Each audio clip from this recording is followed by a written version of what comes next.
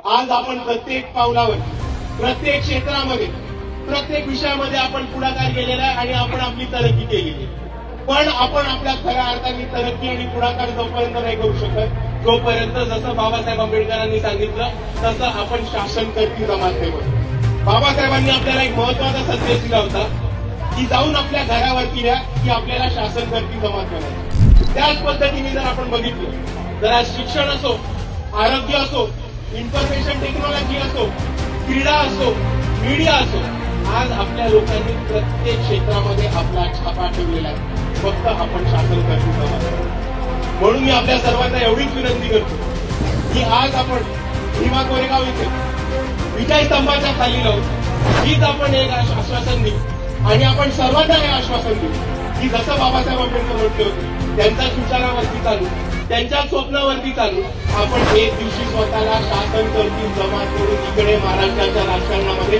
प्रस्थापित करायचं म्हटलं करायचं. आणि म्हणून मित्रांनो, आज आपण इथे एक महत्वाचा संकल्प करूया.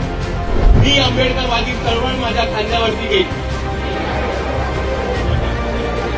मी संविधानिक हक्क आणि अधिकारांचे रक्षण करू,